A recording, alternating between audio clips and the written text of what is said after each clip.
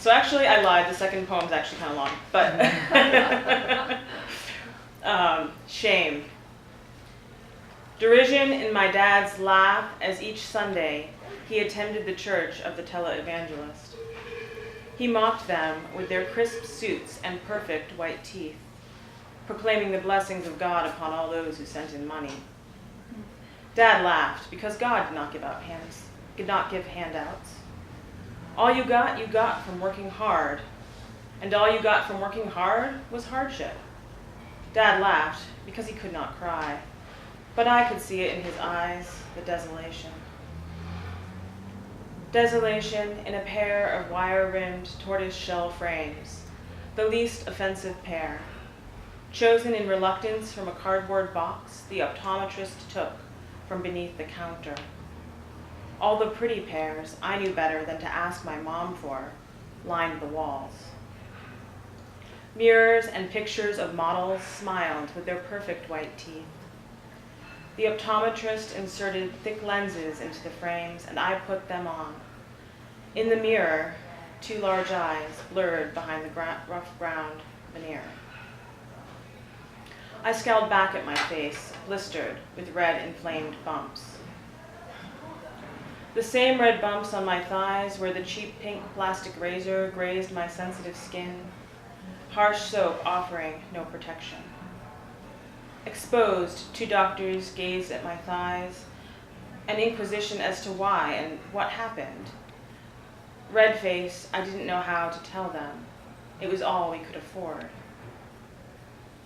All we could afford was not enough, so each month we picked up the box filled with processed American cheese food, powdered milk, cans of shredded meat, powdered eggs, instant potatoes that tasted like glue. My mother and I loaded those boxes into the old station wagon, my younger siblings' round eyes staring out from the back. When we got home, my father's face fell as we unpacked, broken pride catching in his throat. Weary from another overtime day, he went to bed, knowing it was never enough. Never enough the clothes that came in garbage bags, hand-me-downs from middle-aged church ladies, clothes that always seemed a little too baggy, a little too short, a lot out of date. A t-shirt cardigan covered in primary-colored O's, like deconstructed Olympic rings. A floor-length dark purple skirt, a purple and gold brocade vest.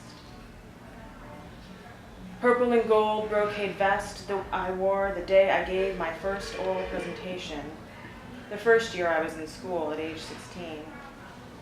All schooling previously at home, I didn't know that oral presentation did not mean oral tradition, did not mean a magical retelling of the myth about a weaving contest between Arachne and Athena. I wove my hands like the weaving of a loom, like the weaving of a tale, like the brightly colored threads woven in my vest. My voice wove high and low. Gaping, quizzical stares told me just how wrong I was. The red flush wove up my neck.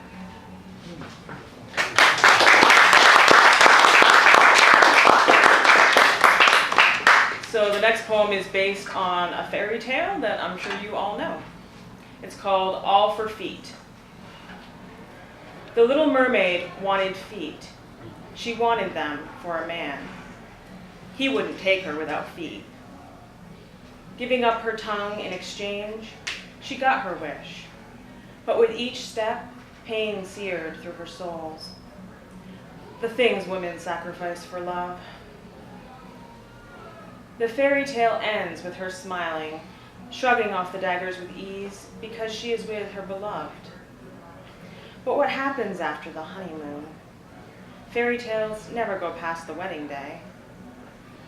How will the knives feel 10 years and 3 kids later, when hubby is off playing poker with his pals, the baby is teething, and the boy just hit his sister who took his toy truck?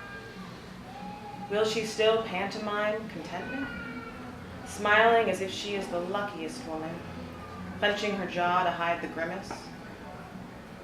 How will she feel once the glow has faded, When the children, asleep at last, she can sit for one golden second, sipping on her gin and tonic, anesthetic to the endless stabbing.